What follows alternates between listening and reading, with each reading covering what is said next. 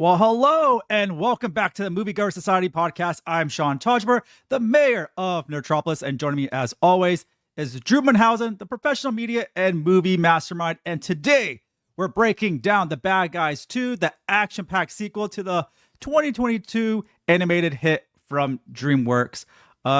Drew, this is a film that you got to experience with your little one that we probably will dive into, but overall, how into it was she? She was very into it. She likes the first one. I remember us watching that when it came out. I didn't see the first one in theaters, full transparency. I feel like it came out in theaters and it pretty quickly was out on Peacock or something, not very long after. I remember us watching it once it was available at home, and she really liked it because that was, she was already 3 at that point, like really kind of getting into movies. And so it's kind of crazy that now already there's a second one and we got to see it in theaters together. So it was great. Yeah, that's a fun little full circle moment. Before we dive into The Bad Guys, we do have an awesome message for all our Houston listeners. This one's for you. Last night, Drew, I actually stopped by the newly renovated Regal's Edward Greenway Grand. They have overdone it. And I honestly have to say this. It's the best theater in town already without with the renovations. It's amazing. The RPX, the 4DX stuff. Oh man, it's wild how they've turned this theater around. Absolutely floored. I gotta watch The Naked Gun again, and that'll probably be our next episode, so I won't go too much into it. But honestly, it's the best place to catch a movie, and super excited for our Houstonian moviegoers to check it out. So definitely mark your calendars for August 2nd and 3rd because Regal is hosting Community Days at this theater. It's a red carpet epic weekend because they're just doing $3 tickets. You can watch big screen favorites. So a lot of films that you've missed to watch on the biggest screen possible. You got Despicable Me 4, Sonic 3, Paddington in Peru, Minecraft, and Godzilla X Kong: The New Empire. They're going to have like costume characters, family-friendly activities, and free popcorn for all the Regal Crown Club members. And what I love about this, Drew, is it benefits the Houston's Alzheimer's Association. So your movie night does support an incredible cause. And also a bonus here is that Regal is doing a giveaway from August 1st to August 31st. When you buy a ticket, you're entered to win a full year of Regal Unlimited. That's 365 days of movies completely free. So definitely check out the new Regal Greenway Grand. It's a all new movie magic, Drew. Like seriously, I was really impressed checking out the renovations. It is awesome. And especially the seats, man, they're comfortable. Very, very comfortable. I did get to go see Karate Kid Legends in one of their theaters that had just recently been renovated, and it was nice. So I can speak to it. It was like, is this even the same theater? And that theater has a very unique feel anyway, because it's one of the few Houston theaters that's kind of like in a more downtown environment. So it's like multiple floors. And so I have always really, really liked the feel and vibe of that theater. Yeah, a lot of memories there. I know a lot of us kind of grew up attending and checking out that theater as often as possible, even if we weren't in the area living there. We always made time to go check it out because it's something magical about that location. One of the movies you can catch there is The Bad Guys 2, now in theaters. And I had a chance, actually, Drew, to talk with the film's director, which is a really fun, I think it's a 15-minute conversation that's a must watch. So definitely check that out on our YouTube channel and neutropolis.com. But Drew, let's kick it off. You said you thought The Bad Guys, the first film, was perfectly adequate when it first came out. So what changed with The Bad Guys 2, and why did this one win you over? Yeah, it's a good question. When the first one came out, I just remember I liked the premise of like, oh, it's a group of bad guys led by the big bad wolf, and like kind of the storybook iconography there. And I just remember thinking like, oh, it was a perfectly fine little heist movie. Like it was fun. I didn't think much of like it being a franchise. It does make sense though. Now I look at what it did at the box office, and I didn't realize how well the first one actually did. So that kind of surprised me, because that was really at a time where theaters were trying to make a comeback in the post-pandemic era. And we started seeing trailers for the sequel. And again, I have a daughter who likes this movie, and she now sees trailers and she's like, I want to see that. And so, Bad Guys 2 has been on her radar. And I just feel like when it comes to sequels, this one did everything right. First off, the director came back, the original cast came back. It kind of picks up right where the first one left off, but it does everything bigger and better. Like the action scenes are bigger, the stakes are higher, there's a lot of laughs in it, but there's plenty of humor for parents as well as the humor for kids. I just was kind of surprised at the scale of it and the big action scenes that are literally out of this world, parts of it. And I just wasn't expecting it to go so big. And they actually do a really good job of setting it up for future installments that I'll be interested in going to see with my kids again too. So this one surprised me just in the sense of like, okay, yeah, I'm here for this franchise. Good job, DreamWorks Animation. You've got another one on your hands. Of course, you got Shrek coming back and stuff next year, but like I would imagine we're going to get another Bad Guys movie in another 2 to 3 years. I know they've said that they have a plan for it. Well, before the first film ever came out, right before its release, they actually were already planning the sequel. That's how confident and bold they were working on the sequel. And when I spoke to the director, he said, "Yeah, we're getting the ideas for the third film already." So that's super exciting about that. I mean, sequels usually aren't bigger and better. Maybe bigger, but definitely not better. And surprisingly, I think for this film, the bigger and better aspect and bolder wins. Like it's actually really, really good. And the first movie's really, really good. But this one just took it to another level. People start comparing it because always the first film is Reservoir Dogs with animals. Mm-hmm. This one is like more Mission Impossible meets that Moonraker Bond film. So I mean, all apt comparisons for sure. Yeah. This time around, our favorite reformed criminals are trying to live the straight life until they get pulled into one last big heist. The premise does sound familiar, but it works in this really fun animated world. I just love the animation in this. I love the voice cast. I love everything. Drew, how do you think the film handled this one last heist job trope in a super family friendly way? Because there's a lot of things also us adults will get more than the kids out there.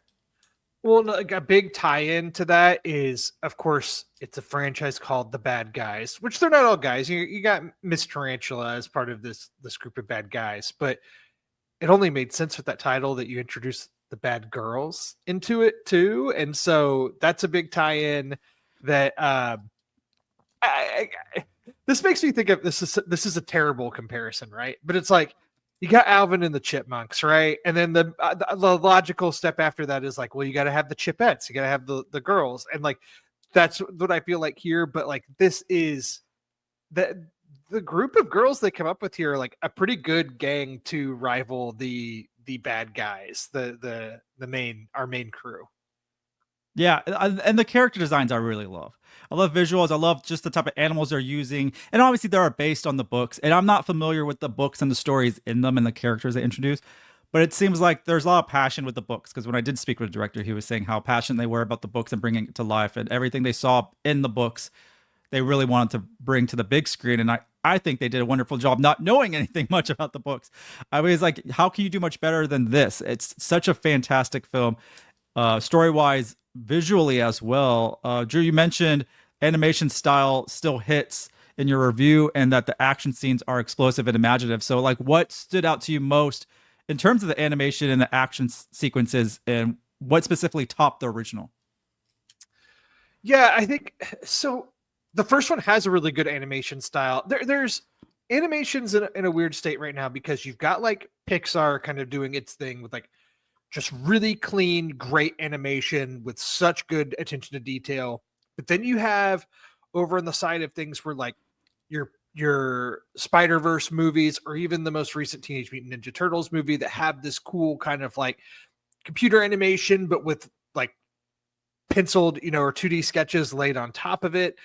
And I feel like this kind of falls somewhere in the middle where it has kind of like a cell shading look, but has kind of that like scrappy penciled look, but it's just clean animation. I just feel like it's not trying to go too far in any direction or not trying to like upend the genre. It's just like clean, cool animation with like, it has its color palette, it sticks to it. And I just like the feel and vibe of it because like you said, comparing it to like older James Bond movies or like early Tarantino movies is the right comparison. And they are able to stylize the animation and the colors to be with that vibe. So it's like I'm at home watching this movie because like I like those are the movies I have nostalgia for or that are like comfort food to me too. Yeah, and I think one of the brilliance with this franchise, I think, is the filmmakers and the director and the team behind it. Um, the director is French and has a lot of experience in animation. If you go look him up, Pierre, he has such a great background, and so obviously the same director is back, the same cast is back. But do you think that helped?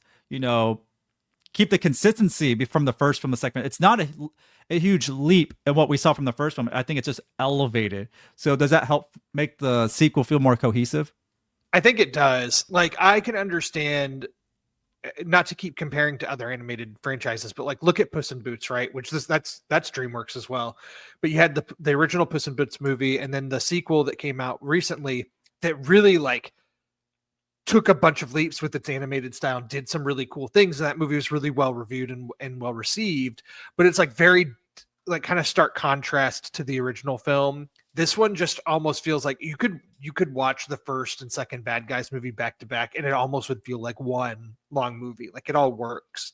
And I do feel like it's pretty seamless going from one to the other. And yeah, it just I think cohesive is the right word for it, as you stated. A lot of great gags and jokes and lots of fun times with these characters. Is there a joke or a gag that really stuck with you? There's something for everyone for sure. So did the humor land for you in general?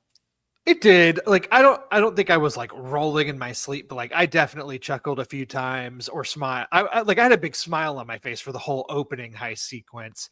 But I do recall so the guinea pig character that's the villain in the first one, his name's Professor Marmalade.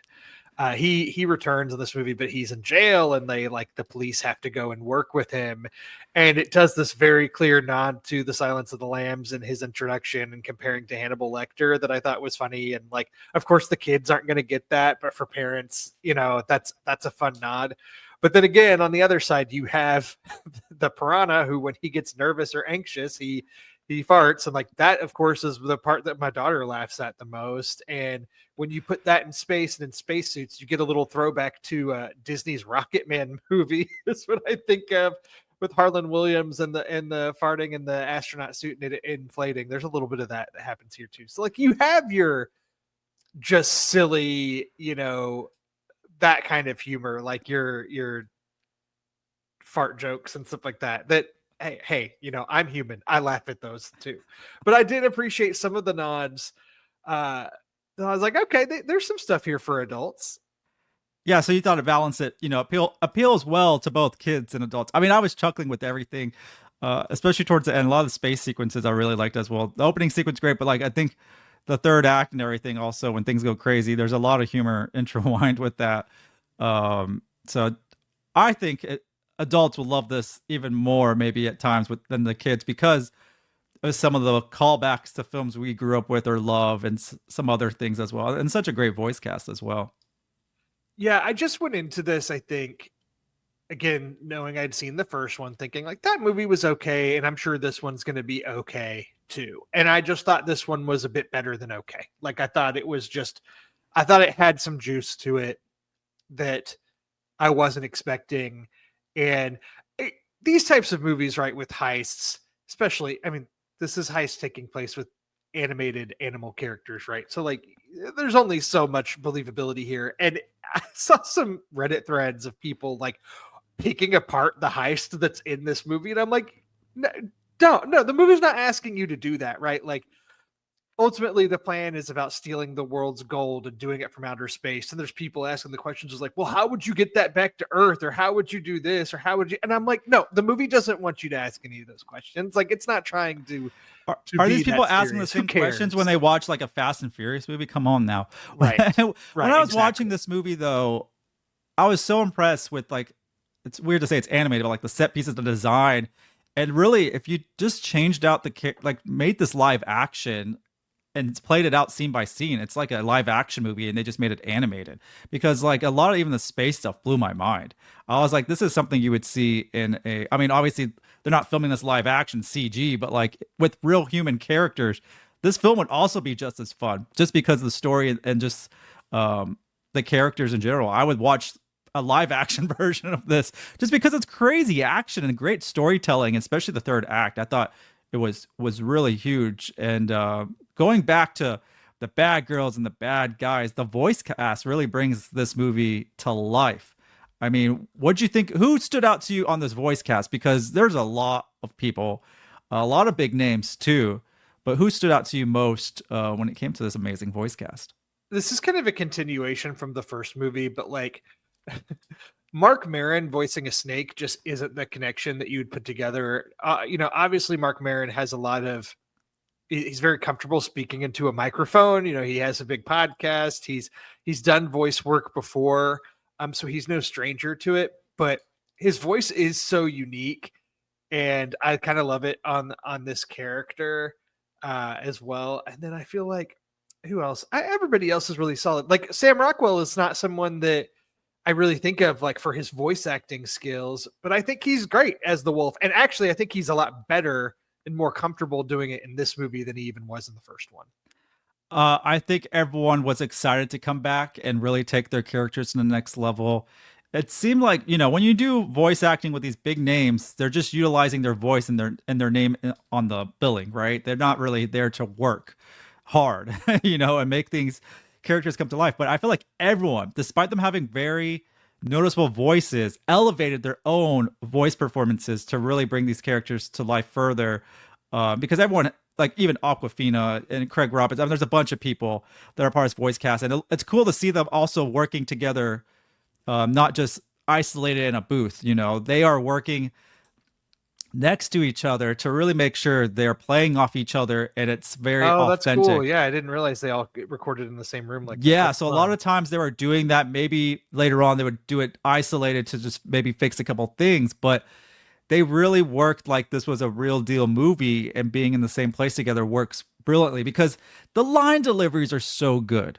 They are authentic. They don't feel like someone recorded this and the next day someone came in to record it. They really mesh really well, and that's what I really loved about this. I thought the script was really tight.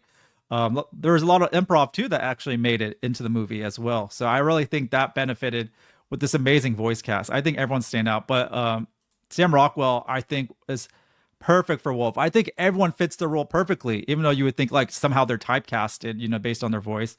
Like Aquafina's and everything, but I really like her in this franchise as well. I was about to say Aquafina, who especially recently is no stranger to Universal animation too, right? Like was in the most recent Kung Fu Panda movie, was in Migration, which is Illumination, but still under Universal. Has done really run the gamut as far as voice acting goes. Yeah, and like I said, I just love that third act. I thought the space scene was really awesome, and it didn't rush. It didn't rush being in space. If this was a live action movie because of budget, they would try to speed up this third act. But they took their time and really fleshed out this third act, which I really loved. I mean, I loved everything about this movie. I thought it was fantastic. We've hinted at possible third installments, and just like the creative team and director want to. Drew, what direction do you want to see this franchise go to? But what is maybe some films you want them to kind of reflect on and pay homage to? I think that some of the franchises that we've discussed already just continue with that, right? Like spoilers for the ending of the bad guys too, but it kind of sets up with them potentially working as spies, like working with the government or working as spies, working with the police. And I'm like, okay, so do more Bond stuff, right? If you're doing like the Suave Super Spy, do more Bond, but also do more Fast and the Furious. Make the heists bigger, crazier, as wild as you can get. And I think that there's a fun mesh of the two that could result in like some really fun things too, especially when you have these different animal creatures that move in unique ways. I mentioned Snake already, but like I just love the Snake animation and how you can fit that character into so many different things, but also how strong he is and things. But you got Snake, you've got the tiny piranha and tarantula, but you've got the shark who's so oversized, but the master of disguise, and then Wolf leading the pack. There's just a lot of fun you can do with like a James Bond sequence, but where there's a full team. Yeah, and one scene that we didn't mention, and when you watch the film, you're gonna definitely understand this, but the wedding sequence is actually really funny. Like, That is good. That's a really good one. That like came straight out.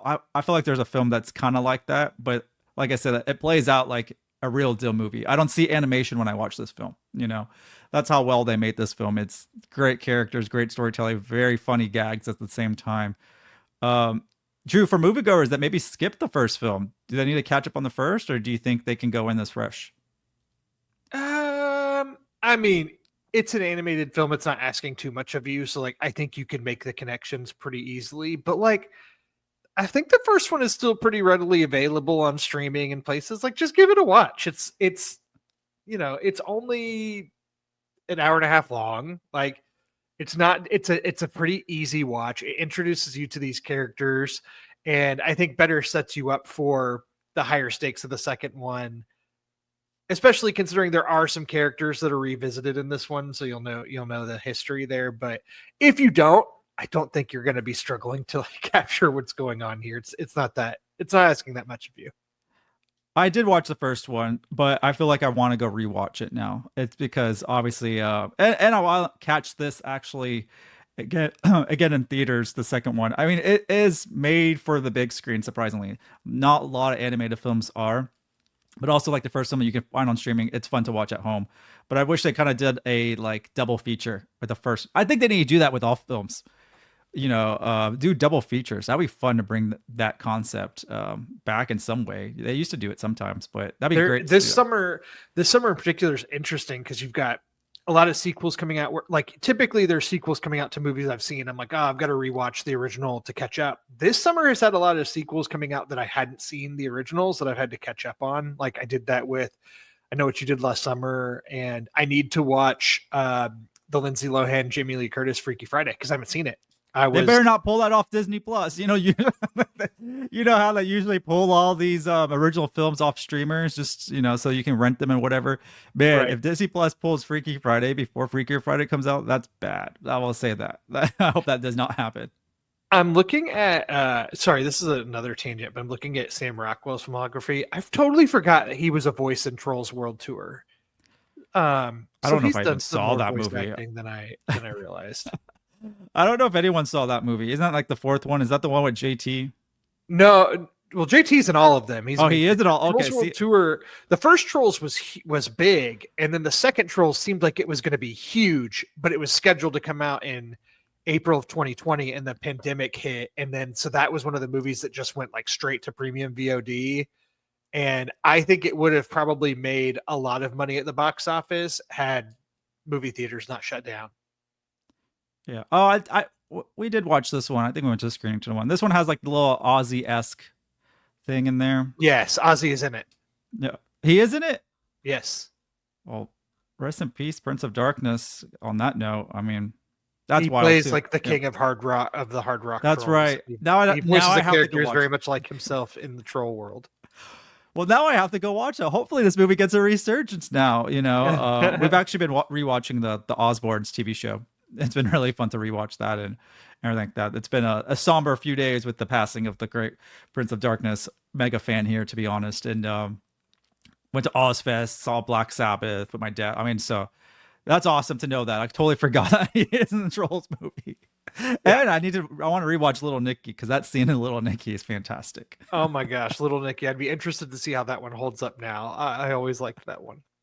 That's a good one. But yeah, The Bad Guys 2.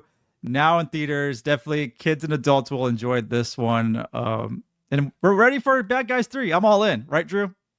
Oh, for sure. Like, yeah, I want to see what they do. I just feel like with this one, you can't go wrong. It's like a very solid animated franchise that we didn't know we needed.